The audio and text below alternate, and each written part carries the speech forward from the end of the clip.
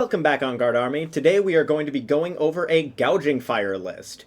This is a list that is very similar to one I covered prior, but more updated for this current format, and I think that it is honestly really good in the current format. So, Gouging Fire is a Pokemon with 230 HP, it is an ancient Pokemon, meaning we get access to Sada's Vitality, and it has the attack Blaze Blitz for 260 damage, for 2 Fire and 1 Colorless, which seems a little expensive, until you realize you can go Sada, Attach, and Magma Basin to power this up in a single turn. So, in addition to being able to swing for 260, we also have Iron Valiant EX to be able to modify for an additional 2 damage counters, being able to put us up to that 280 damage knockout range for being able to knock out V-Stars. This is great into decks like Lugia Vstar, Arceus Vstar, etc. It's great for just putting a ton of damage onto the field early. It's also really good into Raging Bolt Ogerpon, because you can consistently swing for this number that's consistently knocking them out. If you're going second, you're going to be swinging very consistently through them throughout the entire game. So, to start, we have the 3 Gouging Fire as listed before, 1 Entei V as a little bit of a lower maintenance attacker. If we want to be able to use a different supporter in a turn but still need to power up an attacker, we can always go Magma Basin Attach here and swing with Burning Rondo for 20 plus 20 more damage for each of our benched Pokemon. And it also gives us the ability to Fleet-Footed when it's in the active to draw an additional card, and gives us a Forest Sealstone target to be able to search any card from our deck. We also have one more V in this deck. We have Delphox V. We play 2 energy switches, meaning we can set this up in a singular turn. So if we go Magma Basin attached to this, and then Sada to something else, and then energy switch off it onto this, we can burst this into play, and then take 2 one-prize knockouts very quickly, when they're not expecting us to be able to take a multi-prize turn. This is especially good against one-prize decks, but particularly against Lost Zone, which we also have Flutter Mane for, but this is a nice attacker for being able to shore up our prize trade a little bit. Then we have Squawkabilly EX. This is going to be a good consistency card for getting set up turn 1. It also increases the likelihood of us being able to swing with Gouging Fire on turn 1 of the game. With Squawk and Seize, we can discard our hand and draw 6 cards on the first turn of the game. Theoretically, you can also use Motivate, which does 20 and lets us accelerate 2 basic energy cards from discard pile, so it's not a bad attack in a pinch if you just need to flood energy onto the field. Then we have Mew EX. This is a free retreater, meaning it's a good pivot, so when we use the Gouging Fire's Blaze Blitz attack when you can't use it again until you move the active spot, this makes for a good pivot, so we can Switch Cart into it and then retreat back into Gouging Fire to swing again. This makes it where we can actually use Gouging Fire consecutively by just having a free retreat pivot that we only need 1 specific card in order to use, that card being any switching effect. It also has the ability Restart, meaning when we play down our hand to a low hand size, we can draw until we have 3 cards in hand once during our turn. Genome Hacking is also not a bad attack here. We would have to allocate an energy at some point earlier, or do double energy switch over to it, which is not super likely, but it can come up in a pinch. Then we've got Iron Valiant EX. This is going to be our main way of modifying damage. Most of the time we are going to be able to go swing with Gouging Fire, retreat off of Gouging Fire, and then go attach Magma Basin again, Tachyon Bits, and then Switch Cart back up. This is mainly because we don't really have a tool to pivot with it. We could run a Future Booster Energy Capsule, but for it to only work on Iron Valiant, it doesn't seem all that useful. So most of the time we're going to be retreating off of Gouging Fire into Valiant, Magma Basining back to the Gouging Fire that we just retreated off of, attaching and switching back to active. The attachment could also be Jet Energy, which would also mean that we wouldn't need Switch Cart, so we could go retreat, Magma Basin, attach Jet Energy to move it back to the active. Then we have Flutter Mane. This is really good into Lost Box. If you just put this in the active, if they don't have Iron Bundle, then they just can't use Comfies, which puts them way behind in the game.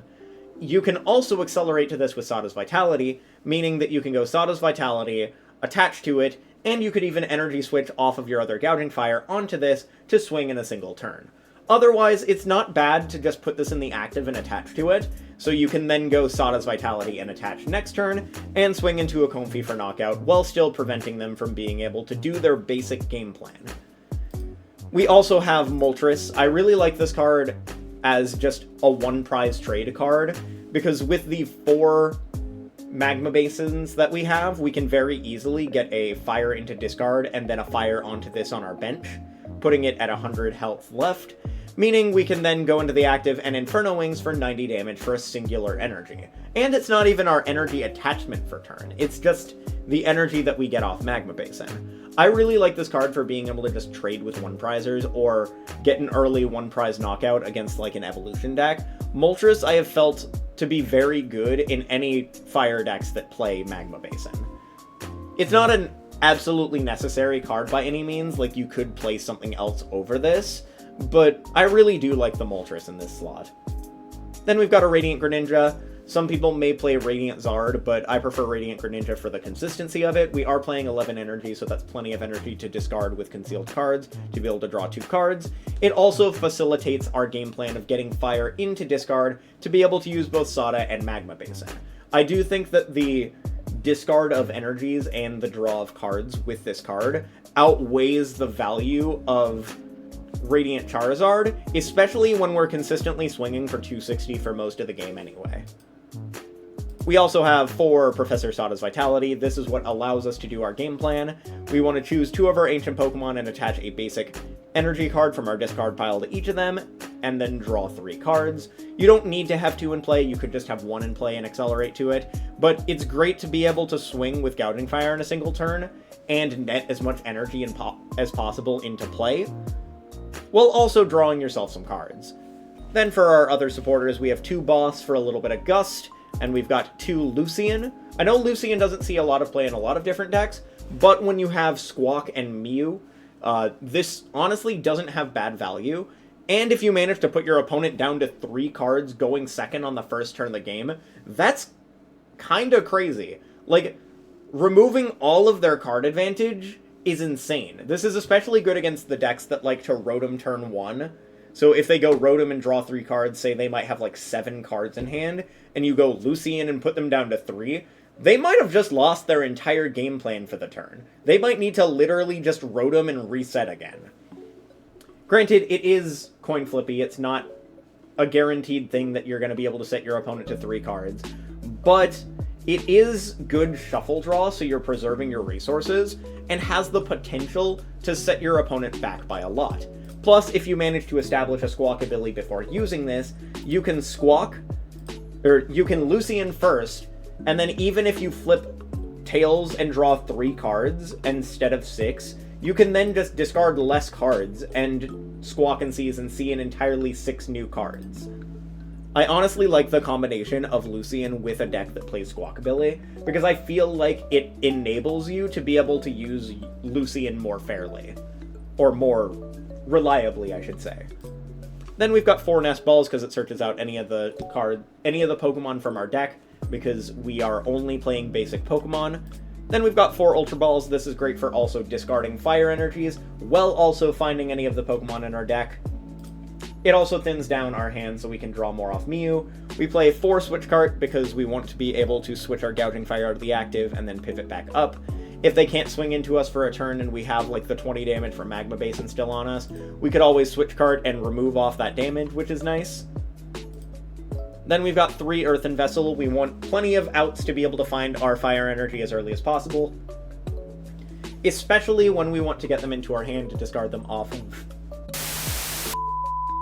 Sorry about that. Earthen Vessel is a card that allows you to be able to search your deck for 2 basic energy cards, getting the energy into your hand, and then you can pitch it off of something like Ultra Ball or Greninja. It also is discarding a card from your hand, so if you have a fire energy in hand, you can Earthen Vessel away that fire energy to grab 2 more fire energy, so you have your energy attachment for turn, plus your Magma Basin, plus if you have Greninja in play, you can discard that other energy, allowing you to draw additional cards, while also enabling your Sada to be able to draw more cards. 3 Earthen Vessel has felt like a good amount in this deck. I definitely like the count of 3 with this. Then we've got 2 Trekking Shoes for a little bit of extra dig. We get to see the top card of our deck and then choose to either discard it or put it into our hand. If we discard the card, we get to see the next card. So we can theoretically see 2 cards with Trekking Shoes. Then we have 2 Pokégear 3.0. We want to be hitting our Professor Sada's Vitality as consistently as possible. This allows us to look at the top 7 cards of our deck, find a supporter card there, and put it into our hand, meaning this will get us a little bit closer to our Professor Sada's Vitality. We also have the 2 Energy Switch. This allows us to move around energy as we see fit, and also be able to burst something bigger into play in a single turn. For example, we might not be able to Sada in a turn, but we might have enough energy in play to be able to swing, so energy switching over to a Gouging Fire and attaching might be enough to swing, or we can go Sada, energy switch over to Delphox, attach Magma Basin, move it to the active, swing for 120, 120. Energy switch opens up a few interesting lines of play. It's not necessary for the game plan, which is why we only have 2 of it, but it does open up some different plays that I think are really nice with the deck. We've got 1 Super Rod for being able to manage our energy. We can put back energy if we've been too much, and we can also put back Pokemon if we want to reuse any of our resources.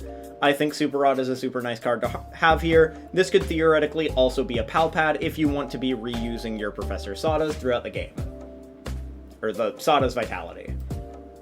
We've got 1 Lost Vacuum because against the Raging Bolt Ogerpon matchup and other decks that play like tools that they want to be using reliably, you can remove a tool to be able to hit them back into range. For example, removing Bravery Charm against Raging Bolt Ogerpon means that you can now swing for 260 and knock out whatever they have on the field. Then we've got Prime Catcher as our A-spec of choice. Obviously, we want to be moving around our Gouging Fires so they can consecutively swing. This allows us to pull up a specific target and just bonk it with Gouging Fire, which is super nice. We've got 1 Bravery Charm to be able to give a little bit more longevity to our Gouging Fires. Sometimes they will not be able to hit a knockout on this if we specifically have Bravery Charm. This can give us the relevant health to get out of range of some very important attacks. For example, if we have 20 damage on this off of Magma Basin and we have Bravery Charm on it, we're at 260.